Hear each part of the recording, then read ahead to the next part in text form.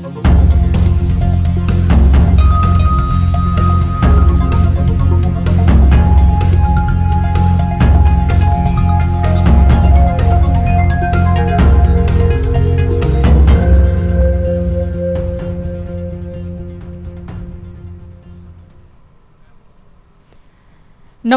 यो हो news 24 television prime time न्यूजमा स्वागत छ।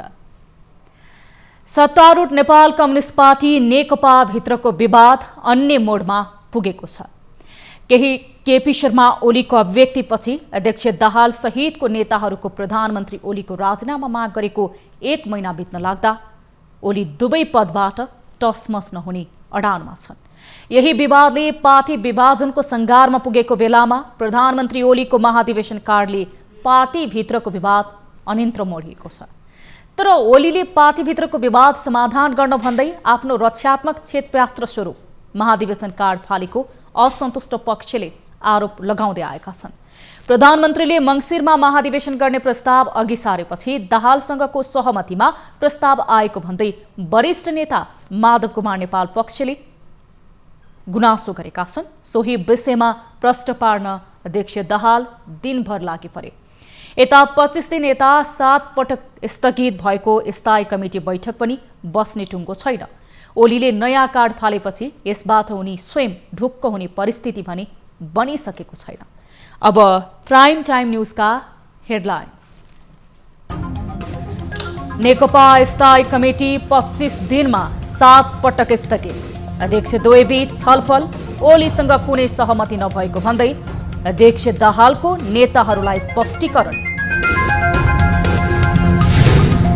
24 घण्टामा 3700 को पीसीआर परीक्षण गर्दा 156 नयाँ कोरोना संक्रमित थपिए। केही क्षेत्रमा लकडाउन थप खुकुलो पार्ने सीसीएमसीको तयारी। हवाई उडानको प्राथमिकतामा राख्ने भन्ने निर्णय भएको छ। चितवनको अयोध्यापुरीमा रामसँग जोडिएका अवशेष फेला, सरकारको उपस्थिति नभएको स्थानीयको गुनासो। नेपाली भूमिमा भारतीय दबदबा कायम। सीतामाताले प्रवेश गरेको ठाउँ, त्यसको विकास, त्यसको उत्थान कसरी हुन्छ?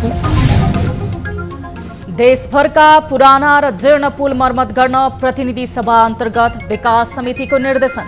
यसै आर्थिक वर्षमा पुनर्निर्माण गर्ने सरकारको प्रतिबद्धता। योजना सहित प्रक्रिया आरम्भ गर्न समिति नेपाल सरकार भौतिक पूर्वाधार र लकडाउन खुकुलो पार्ने सरकारको निर्णयसँगै बढ्दो भिडभाड। कोरोना संक्रमण फैलिरहेका बेला उद्योग वाणिज्य महासंघ पनि जुट्यो निर्वाचनमा। जति कामहरू गर्न नहुने भनेर राज्यले तोकेको छ ती कामहरू हामी गर्न दिँदैनौँ।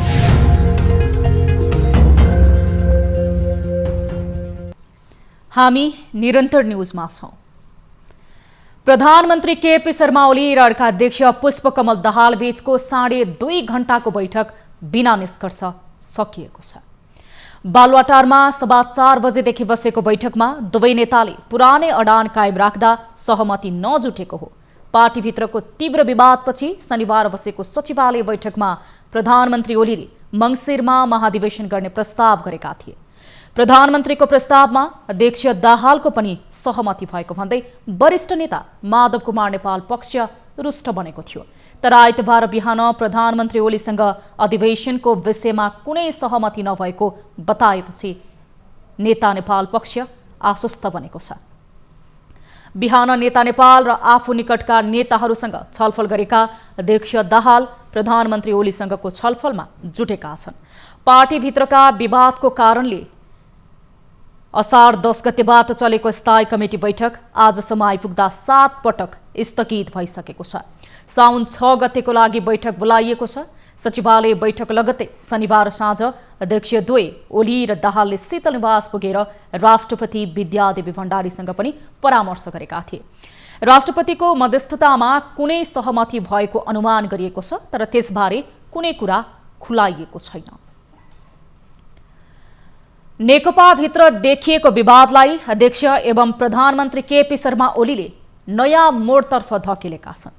पार्टी र प्रधानमन्त्रीबाट राजीनामा गर्न आएको दबाव विरुद्ध ओलीले अर्को पासा फालेका छन्। अर्ली महाधिवेशन अर्थात् छिटोभन्दा छिटो महाधिवेशन गराउने प्रस्ताव। पार्टी एकताको 2 वर्ष 2 महिना भइसकेको छ।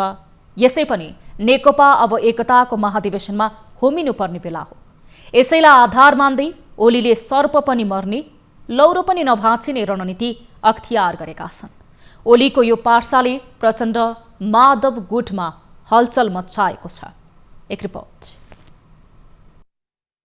खाऊँ भने दिनभरिको शिकार, नखाऊँ भने को अनुहार भने झैं शक्ति सङ्घर्षका नाममा अध्यक्षद्वयबीच देखिएको विवादलाई महाधिवेशनमा लगेर टुङ्ग्याउने केपी शर्मा ओलीको रणनीतिमा पुष्पकमल दाहाल फसेको विश्लेषण हुन थालेको छ। दाहालको चाहना पनि पूरा हुने गरी ल्याइएको ओली प्रस्तावले दाहाल असमञ्जसमा परेका छन्। माधव नेपाल सहितका आफ्ना निकटलाई आश्वस्त पार्न दाहालले आफ्नो सचिवालय मार्फत छलफल भएको तर सहमति नभएको सन्देश सार्वजनिक गरे। तत्काल राजीनामाको माग गर्दै 1 महिनादेखि जारी विवाद समाधान भन्दा पनि कसले जित्यो र को हार्यो भन्ने प्रश्न अहिले विद्यमान समस्या बनेको छ, जसको असर आइतबार दिनभर खुमलटारमा भएको बैठकले नै देखाएको छ। अध्यक्षद्वयबीच चोचोमोचो मिलेको आरोप लागेसँगै दिनभर नेपाल र आफ्नो गठबन्धनमा रहेका नेतालाई दाहालले स्पष्टीकरण दिइरहे। सचिवालय लगत्तै दुवै अध्यक्षको शीतल निवास प्रवेशलाई समेत इस्यु बनाएकालाई दाहालले आफू केपी ओलीतिर नलागेको स्पष्टीकरण दिन बाध्य भए। साथै प्रधानमन्त्री ओली र महासचिव विष्णु पौडेलले आफूलाई परिबन्धमा पारेर शीतल निवासमा पुर्याएको र फसाउन गर्न खोजेको गुनासो समेत पोख्न भ्याए। मङ्सिरमा महाधिवेशन गर्ने ओलीको प्रस्तावमा आफ्नो सहमति नरहेको प्रश्न पार्नुपर्ने अवस्था सिर्जना भएको छ, जसले सुरक्षित अवतरण हुने विवाद पुनः बिउतिने खतरा भने ज्यूका त्यो छ। हुन त ओलीले अघि सारेको अर्ली महाधिवेशनको प्रस्ताव विवाद टुङ्ग्याउने बिन्दु हो, जसमा ओली तत्काल प्रधानमन्त्री र अध्यक्षबाट बाहिरिनु पर्दैन भने दाहालको चाहना पनि महाधिवेशनबाटै निष्कर्षमा पुग्न सक्छ। यसले अध्यक्षद्वयबीच फेरि सहमतिको गन्ध त नेपाल पक्षले महसुस गर्नुमा दुई मत छैन, तर तत्काल अध्यक्षमा रहने नेपालको चाहना योसँगै तुहिने सम्भावना देखेपछि र भविष्यमा महाधिवेशन भएको खण्डमा मुख्य प्रतिद्वन्दी ओली नभई दाहाल हुने नेपालले पक्कै बुझेको हुनुपर्दछ। उता इगो क्लास समाप्त पार्ने महाधिवेशनमा यदि हाल मिले जस्तो देखिने प्रचण्ड नेपाल गठबन्धनलाई फुटाएर पुनः महाधिवेशनमा ओली लड्न पनि सक्छन्, जसले अवस्था थप जटिल बन्न सक्नेछ। त्यसरी पनि महाधिवेशनको प्रस्तावलाई अघि नसार्ने रणनीतिमा नेपाल पक्ष छन्। हुन त मङ्सिरमा अर्ली महाधिवेशन गर्ने केपी ओलीको प्रस्तावमा सहमति जनाएका दाहाल 24 घण्टामै पछि हटेको ओली पक्षका नेताहरूले आरोप लगाएका छन्। विष्णु पौडेल र जनार्दन शर्माले ओली र दाहालबीच सहमतिको मस्यौदा नै तयार पारिसकेका थिए।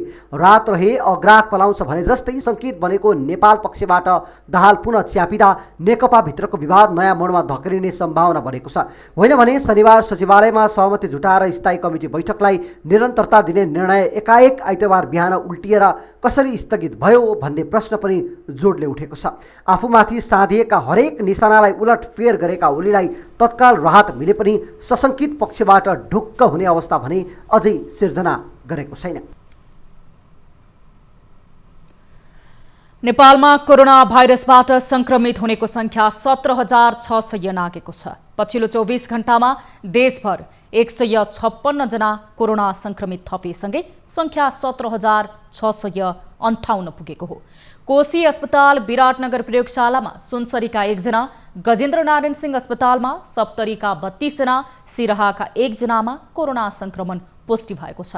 नारायणी अस्पतालमा भएको परीक्षणमा पर्साका 7 जना, बाराका 1 जनामा कोरोना संक्रमण पुष्टि भएको छ।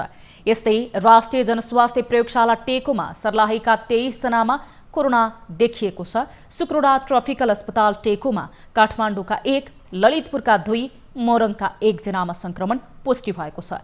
किर्जन्य प्रयोगशाला हेटोडामा सर्लाहीका 2 जना, रौतहटका 2 जना, मकवानपुरका 1 जनामा संक्रमण देखिएको छ।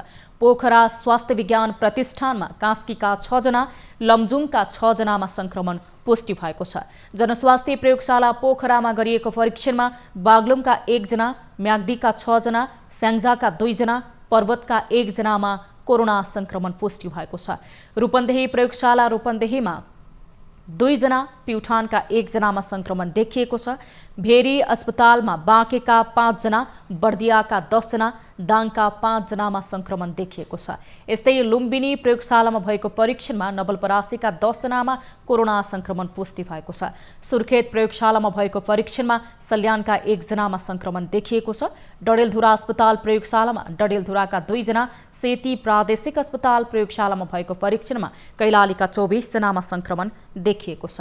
यस्तै हालसम्म 22,662 जना क्वारेन्टिनमा छन् भने आइसोलेसनमा 23 जना छन्। त्यस्तै पछिल्लो 24 घण्टामा 58 जना बिरामी निको भएर घर फर्किएसँगै डिस्चार्ज हुनेको संख्या 11,695 पुगेको छ। मन्त्रालयका अनुसार 24 घण्टामा 3,741 जनाको PCR परीक्षण भएसँगै मुलुकभर 3,15,570 जनाको PCR विधिबाट परीक्षण भएको छ। सरकारले कोरोना महामारीका बन्द गरिएका केही क्षेत्रलाई थप खुकुलो बनाउँदै लैजाने तयारी गरेको छ। सिंहदरबारमा आज बसेको कोरोना नियन्त्रण र रोकथामका लागि सरकारले गठन गरेको कोभिड-19 क्राइसिस म्यानेजमेन्ट सेन्टरको बैठकमा साउन 6 गतेदेखि केही क्षेत्रलाई खुल्ला गर्ने विषयमा छलफल भएको हो। केही क्षेत्र खुल्ला गर्नका लागि प्रस्ताव आएको र त्यसबारेमा विस्तृत छलफल गरिने प्रधानमन्त्री तथा मन्त्री परिषद कार्यालयका सचिव महेन्द्र गुरागाईले जानकारी दिनुभएको छ। यसका लागि मन्त्री परिषद बैठकमा प्रस्ताव लैजाने र आवश्यक निर्णय लिने उहाँले बताउनुभयो। कोरोना महामारीपछि हवाई क्षेत्र, सिनेमा हल, विद्यालय क्याम्पस, धार्मिक क्षेत्र लगायतका क्षेत्रहरू अझै बन्द छन्। बैठकले विभिन्न देशमा रहेका श्रमिकहरूलाई नेपाल ल्याउने क्रमलाई जारी राख्ने निर्णय समेत गरेको छ।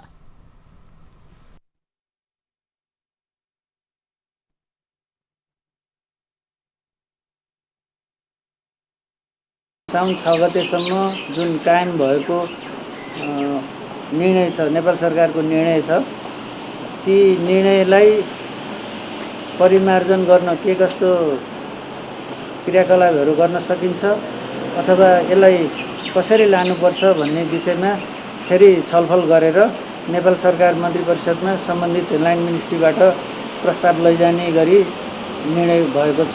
थप निर्णय आज भएको छैन, अरू थप कुराहरू भएको छैन। जस्तो श्रमिकहरू जुन मुलुकहरूमा श्रमिकहरू धेरैजना श्रमिकहरू आउन बाँकी रहनु भएको छ, ती मुलुकहरूबाट श्रमिकहरू ल्याउनलाई हवाई उडानको प्राथमिकतामा राख्ने भन्ने निर्णय भएको छ।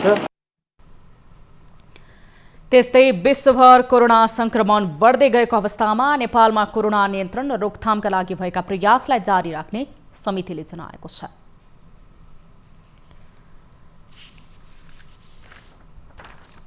ऐतिहासिक सम्पदा आउने पुस्ताका लागि ठूलो सम्पत्ति हो। यस्तै काठमाडौँ महानगरपालिकाभित्र पर्ने कमल पोखरी संरक्षणको अभावमा छ। कमल पोखरीको संरक्षण सम्वर्धनका लागि ठेक्का दिइयो, तर ठेक्का लिएको कम्पनीले काम नगर्दा निर्माण अलपत्र परेको छ। काठमाडौँ महानगरपालिकाको वडा नम्बर 1 मा रहेको यो कमल पोखरीलाई सुन्दर र व्यवस्थित बनाउन भनेर महानगरपालिकाले 1 वर्ष अगाडि नै 1 वर्षभित्रमा काम सकिसक्नुपर्ने गरी ठेक्का दिएको थियो। तर 1 वर्ष बितिसक्दा अहिलेसम्म 10 देखि 15% काम पनि हुन सकेको छैन। उल्टै यहाँ रहेका निर्माण सामग्रीले पोखरीलाई झन अव्यवस्थित र कुरूप बनाएको छ।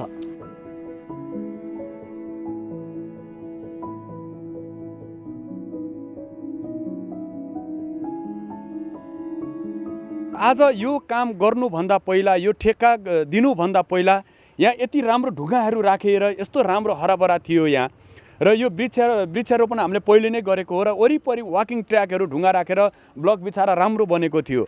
र आज त्यो सबै उकायो। ठेक्का पर्ने बित्तिकै 1-2 महिना पछि आएर यो सबै ढुङ्गाहरू उकाएर ठाउँ ठाउँमा थुप्रो लागेको देख्नु भएको छ।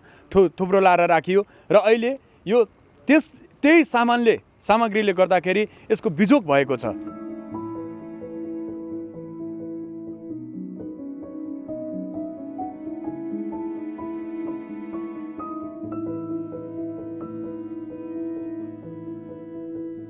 यस विषयमा के भन्छ त महानगरपालिका? पछिल्लो 3 महिना त लकडाउनकै कारणले पनि भएन, त्यो सबैलाई थाहा छ। तर त्योभन्दा अगाडि पनि जुन हिसाबले जानुपर्ने हो त्यो गएको अवस्था छैन। अहिले यहाँ छलफल भएअनुसार, कुरा भएअनुसार अब उहाँहरू 2-4 दिनभित्रै कामलाई अगाडि बढाउन सहमत हुनुभएको छ।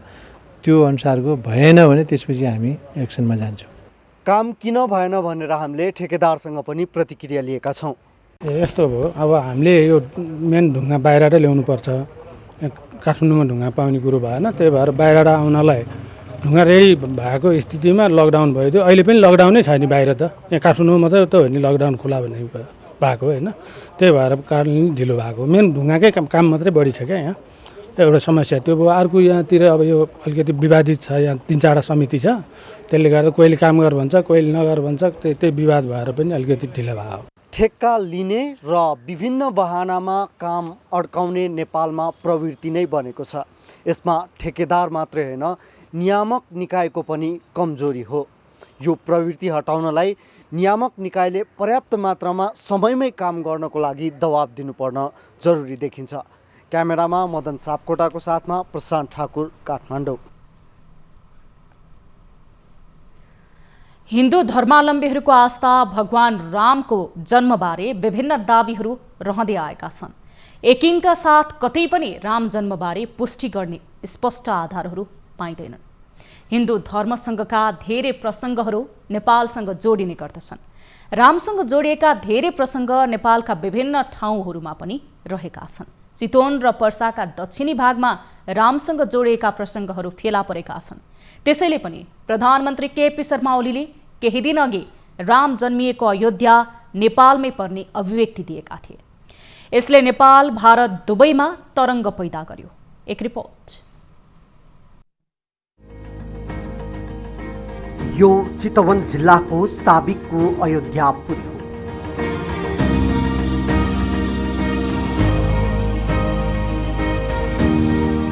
पूर्व पश्चिम राजमार्ग अन्तर्गत नवलपरासीको बर्दघाटदेखि 30 किलोमिटर दक्षिणमा पर्ने यो क्षेत्र प्रचार र संरक्षणको अभावमा जीर्ण बनेको छ। अयोध्यापुरी नेपाल भारतको त्यो सिमाना हो जहाँ असमान सन्धिसँगै गण्डक बाँध बनेको थियो।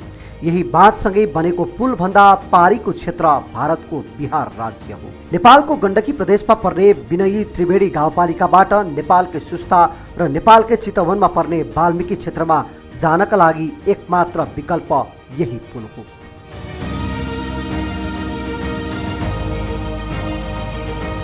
सामान्य अवस्थामा पनि पुल पार गरेर नेपाली भूमि सुस्ता जान होस् वा वाल्मीकि क्षेत्र, दुवैतर्फ जानलाई भारतीय एसएसबीका कारण निकै कष्ट झेल्नुपर्छ। अर्को विकल्प भनेको डुङ्गा चढेर नारायणी नदी पार गरेर पुग्ने हो। हामी पुलबाट झन्डै 3 किलोमिटर माथिबाट जोखिम मोलेरै डुङ्गा चढेर पारी जाने निधो गर्यौँ। हामी वाल्मीकि क्षेत्रमा जाँदैछौँ र हामी नारायणी नदीमाथि डुङ्गामा सैर गरिरहेका छौँ। डुङ्गामा जोखिमपूर्ण यात्रा गरिरहेका छौँ। मन्दिरको पुजारी, नेपाल प्रहरीको सुरक्षार्थ खटिएका प्रहरी हवलदार सहित न्युज 24 को टोली डुङ्गाबाट प्रवेश गर्यो। नदीको मुखमै थियो विष्णु मन्दिर। पुराना कलाकृतहरूले भरिपूर्ण यो मन्दिर निकै जीर्ण थियो। हामी चितवन जिल्लाको माडी नगरपालिका 1 अन्तर्गत यति बेला चितवन राष्ट्रिय निकुञ्जको यो जोखिमपूर्ण बाटो जङ्गलको यात्रा गर्दै हामी वाल्मीकि क्षेत्रमा प्रवेश गर्दैछौँ र हामीले झन्डै 15-20 मिनटको जङ्गलको यात्रा गरिसकेका छौँ भने आज अझै आधा हामी जङ्गलकै यात्रा गरेर जानुपर्ने हुन्छ। झन्डै 35 मिनटको पैदल यात्रापछि हामी रामायणसँग जोडिएको एउटा महत्त्वपूर्ण क्षेत्र जो भारतको सिमानाबाट 500 मिटर दूरीमा मात्रै अवस्थित छ सोही क्षेत्रमा पुग्यौँ। हाम्रो आँखा यहाँको सुरक्षाकर्मी बस्ने जीर्ण बनेको वन कार्यालयको काठको घरमा पर्यो, जसले समग्र आश्रम क्षेत्रमा सरकारको कति आँखा पुगेको होला भन्ने विषयको प्रतिनिधित्व गर्दथ्यो। झन्डै 30-35 मिनटको जङ्गलको बीच, चितवन राष्ट्रिय निकुञ्जको जङ्गलको बीचको एकदमै अव्यवस्थित बाटो पैदल मार्ग हिँड्दै यति बेला हामी भर्खरै मात्र वाल्मीकि क्षेत्र प्रवेश गरेका छौँ र अब हामीले यहाँ रहेर वाल्मीकि क्षेत्रमा रहेका रामायणसँग जोडिएका किस्साका चर्चा गर्नेछौँ। वाल्मीकि आश्रमको क्षेत्रमा ऐतिहासिक, पुरातात्विक र पौराणिक महत्त्वका अवशेषहरू फेला परेपछि 2022 सालमा तत्कालीन राजा महेन्द्र सोही क्षेत्रमा पुगेर केही सुकुम्बासीहरूलाई मन्दिरको संरक्षण गर्ने गरी बस्ती बसाल्दिए। वाल्मीकि आश्रमको ऐतिहासिक ठाउँ, सीतामाताले प्रवेश गरेको ठाउँ, त्यसको विकास, त्यसको उत्थान कसरी हुन्छ र त्यस ठाउँलाई हामीले कसरी जोगाड गर्न सकिन्छ, त्यो हाम्रो भूमिलाई कसरी बचाउन सकिन्छ, त्यति मात्रै हामीले एउटा चाहना र हाम्रो देशको सिमानाको रक्षा गरिरहेका सुकुम्बासीका आफ्नै पीडा भने छन्। वाल्मीकि क्षेत्रको नजिकमै हामी पारिपट्टिको एउटा दृश्य देख्न सक्छौँ। भारतले तटबन्ध गरेका छ। भारतले जुन एउटा तटबन्ध गरेर हाम्रो नारायणी नदीको जुन बहावलाई नेपालतर्फ एउटा छर्काइरहेको अवस्थाले गर्दा पनि नेपालमा एउटा बाढीको खतरा मडारिएको अवस्था छ। यसमा सारा नेपालीहरू, यस क्षेत्रका नेपालीहरू एउटा चिन्ताको अवस्थामा रहेको हामीले बुझिरहेका छौँ। भारतीय एसएसबीले आजसम्म सुकुम्बासी बस्ती यहाँ नबसेको भए या त नक्कली वाल्मीकि बनाइसक्थ्यो। अगर चाहिँ हामी सुकुम्बासी नभएको भए यो मन्दिर पनि कैद गर्न लाग्थ्यो क्या। अहिले पछि पो हाम्रो निष्ठुर साहब आउनुभयो 70 2 किलोमिटर मेरो इन्डिया पर्छ भन्दै थिए। वाल्मीकि क्षेत्र जहाँ वाल्मीकि बसेर महान ग्रन्थ रामायणको रचना गरे, जहाँ सीता माताले सुपुत्र द्वय लव कुशलाई जन्म दिइन्, जहाँ लवकुशले नैतिक शिक्षादेखि धनुर्विद्याको शिक्षा हासिल गरे, जहाँ वाल्मीकि सहित 88,000 ऋषिमुनिहरूले हवन गर्नेदेखि समाधिसम्म लिए। रामायणमा उल्लेख भएका अनेकन किस्साहरूको चर्चाहरू जोडिएको कथाहरू प्रत्यक्ष प्रमाणहरू फेला पर्दछन्। यो त्यही ठाउँ हो जहाँ रामले छोडेको अश्वमेघ घोडा लवकुशले बाँधेपछि राम र लवकुशको लडाईँ भएको थियो। पछि सुपुत्र चिनिसकेपछि रामले लवकुशलाई लिएर गए र सीता माता पाताल प्रवेश गरिन् भन्ने किम्वदन्तीसँग मेल खाने अवशेषहरूले प्रधानमन्त्रीको भनाइलाई थप बल पुर्याउँछ। बुटवलबाट ब्युरो रिपोर्ट। सरकारले आन्तरिक तथा अन्तर्राष्ट्रिय उडान खोल्ने तयारी गरेको छ। कोरोना संक्रमण फैलिन थालेपछि बन्द गरिएका आन्तरिक उडान साउन 21 गतेदेखि सञ्चालनमा ल्याउने र अन्तर्राष्ट्रिय उडान भदौ 1 गतेबाट सुरु गर्ने सरकारको तयारी हो।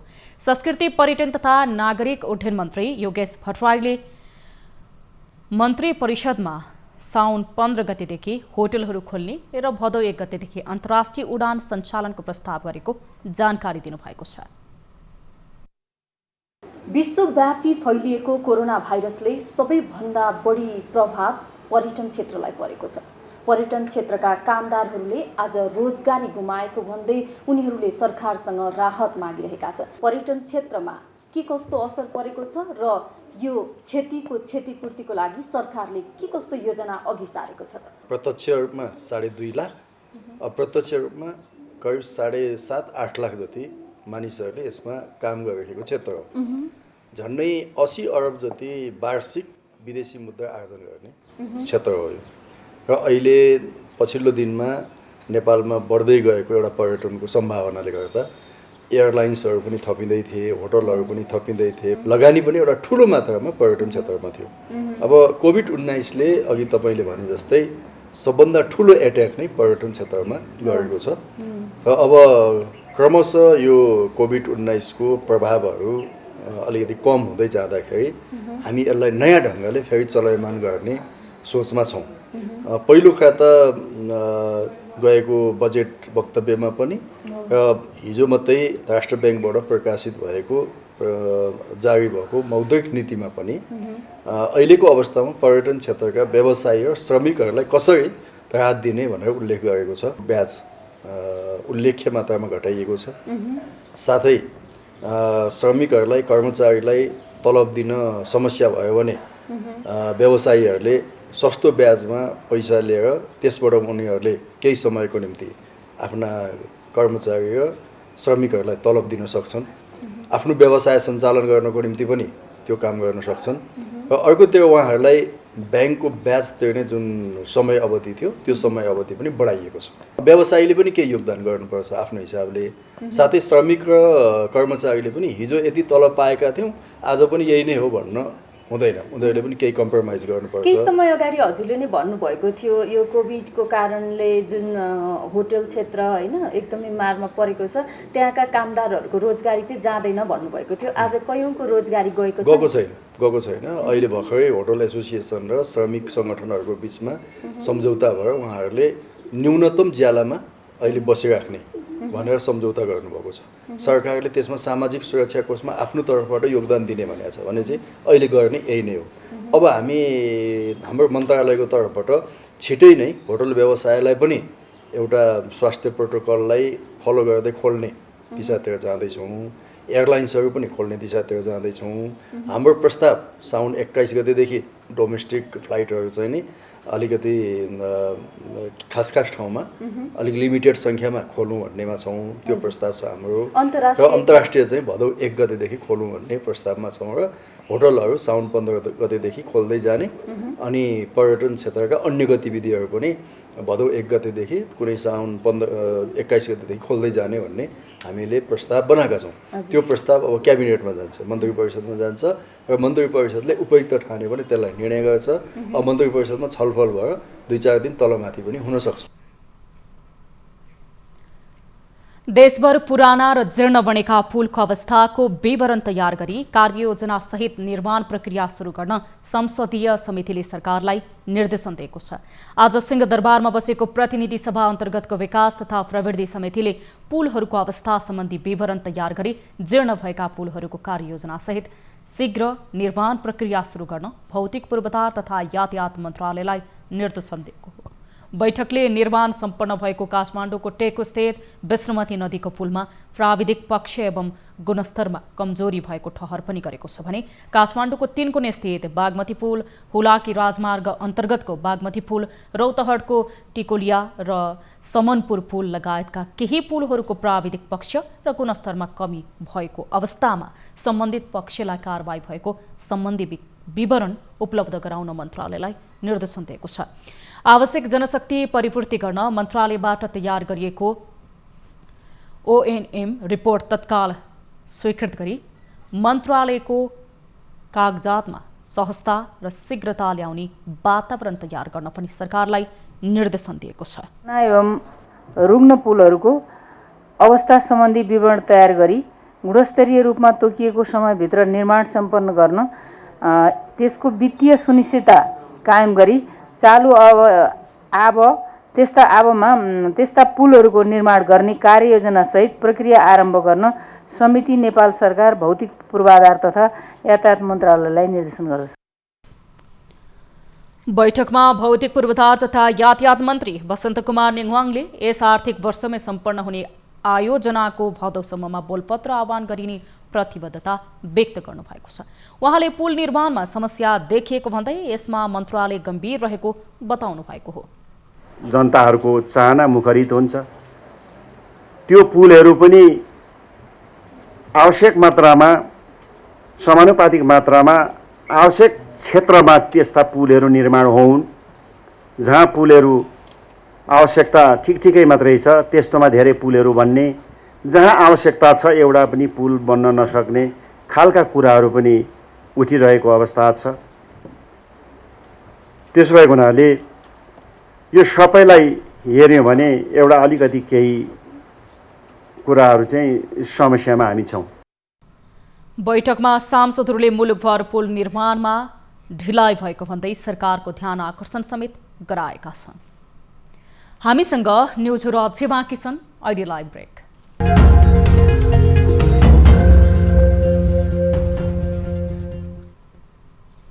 हामी निरन्तर न्युजमा छौँ।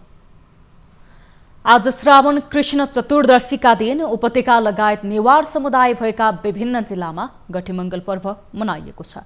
परापूर्व कालदेखि भूत भगाउने उद्देश्यले मनाउँदै आएको यो पर्व नेवार समुदायमा अन्य पर्वको सुरुवातको रूपमा पनि हेरिन्छ। एक रिपोर्ट। श्रावण कृष्ण चतुर्दशीका दिन मनाइने गठेमङ्गल पर्व काठमाडौँ उपत्यका लगायत नेवारी समुदाय भएका विभिन्न जिल्लामा मनाइन्छ। भूतको प्रतीकका रूपमा चौबाटोमा नर्कट ठड्याई सिँगारिएको मानिसलाई टोल टोलमा जगात माग्न लगाएर मनाउने प्रचलन पनि छ। यसका साथै ढोकाको चौकस वा दैलोमा फलामको त्रिखुट्टे ठोक्ने चलन पनि रहिआएको छ। महादेवको भक्त मानिने घण्टा कर्णले उनको स्तुति गाउँदै बालबालिका चोरेर लैजान थालेपछि महादेवले घण्टा कर्णलाई कानमा घण्टा झुन्डाई धरतीमा आउन अनुमति दिएको भन्ने कथनमा आधारित भएर यो पर्व मनाउने गरिएको हो। यस पर्वमा बिहान घर आँगन सफा गरी स्नान ध्यान तथा कुमार कार्तिकेयको पूजा गर्ने गरिन्छ। यस दिनमा धातुको औँठी वा बाला लगाउनाले भूत प्रेतले नछुने र घरको समेत रक्षा हुने जनविश्वास रहिआएको छ। आजको दिनमा चाहिँ 3वटा नर्कट राखेर उहाँको चाहिँ फोटो राखेर घण्टा गर्न भनेर अनि उसलाई चाहिँ त्यो पुतलीहरू बनाएर उसको श्रीमती भनेर बिहा गरिदिएको जस्तो हुन्छ हैन। जानकारहरूका अनुसार 14औं शताब्दीदेखि मनाइँदै आइरहेको यस पर्वमा गठे मङ्गल नाम गरेको नरभक्षी राक्षस मारिएको सम्झना स्वरूप हरियो नर्कट, निगालो अथवा गहुँको छ्वाली मिसाएर 3 खुट्टे राक्षसको स्वरूप बनाई दोबाटो र चौबाटोमा उभ्याउने चलन पनि छ। सिजीबाट सकिएको आजदेखि फुकिन्छ, बाजा पनि आजदेखि बजाउने हुन्छ, अस्तिदेखि बजाउने हुँदैन। अनि त्यो हुनाले आज चाहिने गठ्या मूललाई अनि त्यो केटी दिन्छु भनेर फकाइराखेको हुनाले भरे हामीले पुतली बनाएर घर घरबाट त्यसलाई केटीको रूपमा त्यसलाई छकाएर चाहिने त्यो चुनाइदिन्छ के गठ्या मूलमा चुनाइदिन्छ। अनि चाहिने खोलाबाट त्यसलाई फाल्दाखेरि अब त्यही लगेर आज चाहिने हामीले त्यहाँ विष्णु बागमतीमा बगाएको हो, पछि गएर उता चाहिँ खोन्नामा त्यहाँ चाड मानिन्छ। गोपाल वंशावली अनुसार गठे मङ्गललाई भैरवको प्रतीकका रूपमा मानेर नवविवाहित नारी पुरुषले दर्शन गर्ने चलन छ। तर भक्तपुरमा भने यस वर्षको गठे मङ्गल पर्व औपचारिकतामा मात्र सीमित गरी मनाइएको छ। कोरोनाको संक्रमण फैलिरहेको अवस्थालाई मध्यनजर गरी भक्तपुर नगरपालिकाले यसपालि औपचारिकतामा सीमित गर्ने निर्णय गरेको हो। क्यामेरामा मदन सापकोटाका साथ टिभी जर्नलिस्ट अनुला महर्जन, काठमाडौँ। अब बिजनेस न्यूज।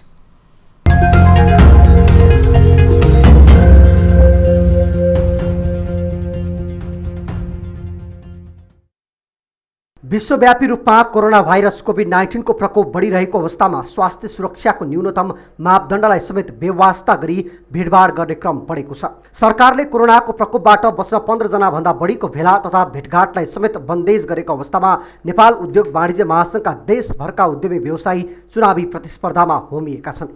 विभिन्न सङ्घ संस्थाहरूले स्वास्थ्य सुरक्षालाई उल्लङ्घन गरी भेटघाट र सभा सम्मेलन गर्ने क्रम बढेपछि सर्वसाधारण भने त्रसित बन्न थालेका छन्। कोरोनाको प्रकोप बढिरहेको बेलामा निजी क्षेत्रको छाता संस्था नेपाल उद्योग वाणिज्य महासंघले साउन 26 र 27 गते ललितपुरमा देशभरको 1000 भन्दा बढी उद्यमी व्यवसायीहरूको भेला गर्ने तयारीमा जुटेको छ। देशभरका उद्यमी व्यवसायीहरू भेला हुँदा हुन सक्ने थप जोखिमको विषयमा सुरक्षा सतर्कताको विषयमा सुरक्षा निकायले चासो देखाएको छ। नेपाल उद्योग वाणिज्य महासंघले ललितपुरको सानेपा स्थित हेरिटेज गार्डनमा 54 साधारण सभा तथा चुनावी कार्यक्रम सञ्चालन गर्ने तय गरेको छ। सो कार्यक्रममा महासंघको 112 जिल्ला नगर उद्योग वाणिज्य संघका प्रतिनिधि सहभागी हुनेछन् भने महासंघमा आबद्ध 103 वस्तुगत संघ र 940 एसोसिएट तथा 2 राष्ट्रिय उद्योग वाणिज्य संघका प्रतिनिधिहरू चुनावी प्रतिस्पर्धामा होमिएका छन्। देशभरका विभिन्न जिल्ला तथा स्थानीय तहबाट सहभागी हुन आउने प्रतिनिधिहरूको स्वास्थ्य सुरक्षामा उच्च सतर्कता अपनाइएको महासंघको दाबी छ। स्वास्थ्य तरिकाले कोभिड-19 को जोखिमलाई न्यूनतम बिन्दुको जोखिममा राखेर जोखिमलाई न्यूनीकरण गर्दै त्यो सम्पन्न गर्ने दिशामा हामी सबै सरकारवालाहरूको सहयोग लिएर हामी त्यो सम्पन्न गर्छौँ। ललितपुरको सानेपा स्थित हेरिटेज गार्डनमा हुने भनिएको महासंघको साधारण सभा तथा चुनावी प्रक्रियाका विषयमा जिल्ला प्रशासन कार्यालय ललितपुर अनभिज्ञ रहेको बताउँछ। प्रशासन कार्यालयले सरकारको निर्देशन विपरीत कार्यक्रम गर्न नदिने भनेको छ। कोभिडको नियन्त्रण र रोकथामको लागि नेपाल सरकारबाट जारी भएका जे जति निर्देशनहरू छन् ती निर्देशनहरूको पूर्ण परिपालना गर्ने र कार्यान्वयन गर्ने जिम्मेवारी हाम्रो हो। सरकारले भनेको छ अहिले 15 जनाभन्दा व्यक्ति उपस्थित हुन नपाउने, ठुलो जमघटहरू गर्न नपाउने, भेलाहरू गर्न नपाउने, जे जति कामहरू गर्न नहुने भनेर राज्यले तोकेको छ ती कामहरू हामी गर्न दिँदैनौँ। कोरोनाको नियन्त्रण र सामाजिक सुरक्षामा राज्यको ध्यान नपुगेको भन्दै सानेपा क्षेत्रमा हुने भनिएको महासंघको साधारण भेलाप्रति स्थानीयवासी त्रसित भएका छन्। डाइरेक्टली इन्डाइरेक्टली उल्लङ्घन भएको छ, यो चाहिँ हुनु हुँदैन। अहिले नै किन गोष्ठी गरिराख्नु पर्यो? अब अरू प्लेटफर्म पनि छ, जस्तै अनलाइन प्लेटफर्म पनि छ। कन्सर्न पर्सनहरूलाई मात्रै बोलाएर त्यो अनलाइन प्लेटफर्मलाई युज गरेर पनि गर्न सकिन्छ। सबैजना भर्चुअल घरबाटै हेरौँ अथवा लाइभ मिडिया छँदैछ हामीसँग अथवा कन्फरेन्सिङ पनि जुन चाहिँ मान्छे घर बस्ने अडियन्स हुन्छ उसले बोल्न सक्ने ठाउँ त छ नि त होइन। सो उसले घर बसेरै अडियो थ्रुबाट नि माइकबाट त बोलेर आफ्नो कुरा त राख्न सक्छ नि त यो कन्फरेन्सहरूमा। सरकारले लकडाउनलाई केही खुकुलो बनाएसँगै सार्वजनिक स्थानहरूमा बढेको भिडभाड र जमघटबाट हुन सक्ने जोखिमप्रति सुरक्षा अधिकारीले उच्च सतर्कता अपनाउन थालेको छ। गृह मन्त्रालयका विभिन्न तहको सुरक्षा अङ्गहरूले न्यूनतम सामाजिक दूरी समेत कायम नभएको विषयमा सुरक्षा अधिकारीहरूको छलफल भइरहेको छ।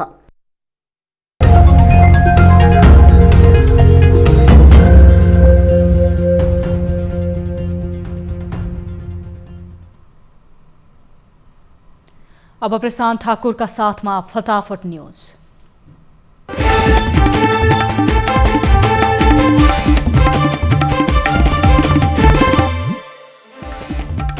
पछिल्लो 24 घण्टामा 156 जनामा कोरोना भाइरसको संक्रमण पुष्टि, संक्रमितको संख्या 17,658 पुग्यो। 8 जिल्ला कोरोना संक्रमण मुक्त हुनेको संख्या 11,695 पुग्यो। नेपाल एयरलाइन्सका 4 पाइलट सहित 14 जना क्रू मेम्बर कोरोना संक्रमण मुक्त, आवश्यकता अनुसार काममा फर्काइने। कोरोनाका कारण विदेशमा यस साता थप 16 जना नेपालीको निधन, हालसम्म 14 देशमा 160 नेपालीले ज्यान गुमाए। कोरोना संक्रमणका कारण लामो समयदेखि बन्द रहेको रौतहटको सरकारी कार्यालयहरू खुल्यो, स्वास्थ्य सुरक्षाको मापदण्ड अपनाएर सेवा दिइने। साउन 21बाट घरेलु उडान सुरु हुने पर्यटन मन्त्री योगेश भट्टराईको भनाई, अन्तर्राष्ट्रिय उडान भने भदौ 1बाट सञ्चालनमा ल्याउने तयारी। झापाको सीमावर्ती क्षेत्रमा सशस्त्र प्रहरी र भारतीय नागरिक बीच झडप, 2 जना प्रहरी घाइते। पर्साको ठोरीमा उखेलिएको सीमा स्तम्भ गाडियो, सीता गुफा प्रवेशमा भने रोक। नेकपाको स्थायी कमिटी बैठक पुनः स्थगित, बैठक साउन 6 गते बस्ने, अध्यक्षद्वय निरन्तर छलफलमा। सरकारद्वारा फेरि इम्बोस्ड नम्बर प्लेट वितरण सुरु, बागमती प्रदेशमा दर्ता रहेका सवारीलाई मात्रै इम्बोस्ड प्लेट जडानको सुविधा। राष्ट्रिय सङ्घ शान्ति मिसनका लागि 213 नेपाली सेना पठाइयो, 142 जना माली र 71 जना सेन्ट्रल अफ्रिकन रिपब्लिकका लागि प्रस्थान। जानकी मन्दिर सौन्दर्यीकरणप्रति पुरातत्व विभागको चासो, सम्पदामा पर्न सक्ने असरबारे ख्याल गर्न आग्रह। सरकारले चार्टर उडान सुरु गरे ता झन्डै 31,000 नेपाली स्वदेश फर्किए, 50,000 भन्दा बढी उद्धारको प्रतीक्षामा। भोलिदेखि सार्वजनिक यातायात सञ्चालन हुने सूचना, गलत भएको यातायात व्यवसायी राष्ट्रिय महासङ्घको प्रश्नोक्ति, सञ्चालन गर्ने विषय छलफलमै।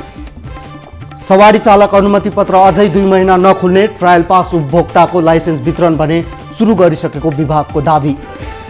बाढी पहिरोले तनहुँ म्याग्देका 71 परिवार विस्थापित भएका घरधुरीको तथ्याङ्क सङ्कलन गरी राहत वितरण गरिँदै। नेपाली काङ्ग्रेसकी सांसद सुवर्ण ज्वारचन्दा र पद तथा गोपनीयताको शपथ, ज्ञानकुमारी छन्त्यालको निधन पश्चात रिक्त पदमा नियुक्त। अर्घाखाँचीको सन्धि खर्कमा जीप दुर्घटना, 1 जनाको मृत्यु। प्युठानमा स्वर्गद्वारी नगरपालिका 3 रुमालेमा ट्र्याक्टर दुर्घटना, सडक खण्डमा काम गर्ने 7 कामदारको मृत्यु। दाङमा नक्कली लाइसेन्स र मोटरसाइकल सहित 14 जना पक्राउ, थप अनुसन्धान हुँदै। राहुघाट नदीको कटानले भत्किएको बेलीबीच मर्मत नहुँदा मुस्ताङमा यातायात सेवा अवरुद्ध, जोमसोम जोड्ने सडक दर्जनौं स्थानमा भत्कियो। जाजरकोटको बारेकोट गाउँपालिकाका बाढी पहिरो पीडितहरूको राहत नपाएको गुनासो, भोकभोकै बस्नुपर्ने पीडितहरूको बाध्यता। पाकिस्तानमा 1700 वर्ष पुरानो बुद्ध मूर्ति नष्ट गर्ने 4 जना पक्राउ, प्रहरीले थप अनुसन्धान गर्दै। र विश्वभर एकै दिन थपिए 2,60,000 सङ्क्रमित, 1,42,00,000 बढी सङ्क्रमित, मृत्यु हुनेको सङ्ख्या 6 लाख नाग्यो।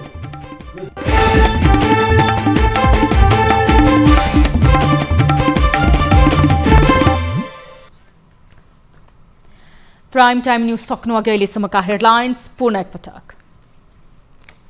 नेकपा स्थायी कमिटी 25 दिनमा 7 पटक स्थगित, अध्यक्षद्वय बीच छलफल, ओलीसँग कुनै सहमति नभएको भन्दै अध्यक्ष दाहालको नेताहरूलाई स्पष्टीकरण।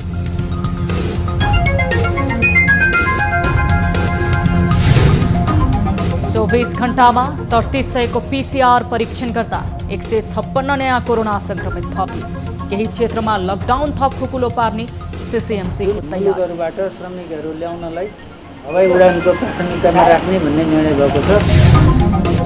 चितवनको अयोध्यापुरीमा रामसँग जोडिएका अवशेष फेला, सरकारको उपस्थिति नभएको स्थानीयको गुनासो, नेपाली भूमिमा भारतीय दबदबा कायम। सीतामाताले प्रवेश गरेको ठाउँ, त्यसको विकास, त्यसको उत्थान कसरी हुन्छ। देशभरका पुराना र जीर्ण पुल मर्मत गर्न प्रतिनिधि सभा अन्तर्गत विकास समितिको निर्देशन। यसै आर्थिक वर्षमा पुनर्निर्माण गर्ने सरकारको प्रतिबद्धता। पुलहरूको निर्माण गर्ने कार्ययोजना सहित प्रक्रिया आरम्भ गर्न समिति नेपाल सरकार भौतिक पूर्वाधार र लकडाउन खुकुलो पार्ने सरकारको निर्णयसँगै बढ्यो भिडभाड। कोरोना संक्रमण फैलिरहेका बेला उद्योग वाणिज्य महासंघ पनि जुट्यो निर्वाचन गर्न नपाउने जति कामहरू गर्न नहुने भनेर राज्यले तोकेको छ ती कामहरू हामी गर्न दिँदैनौँ।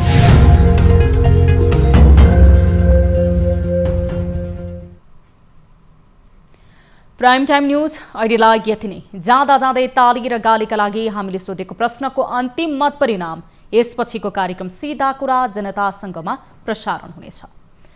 थप न्यूजका लागि हाम्रो वेबसाइट www.news24nepal.com हेर्न नभुल्नुहोला। साथै तपाईले हामीलाई फेसबुक, ट्विटर र युट्युबमा पनि फलो गर्न सक्नुहुनेछ। यस्तै मोबाइल, भाइबर र इमेलबाट न्यूज24 टेलिभिजनको हेल्प डेस्कमा कुनै समस्या र गुनासो छन् भने प्रत्यक्ष रूपमा सम्पर्क राख्न सक्नुहुनेछ। हामी निरन्तर न्यूजमा छौं। नमस्ते।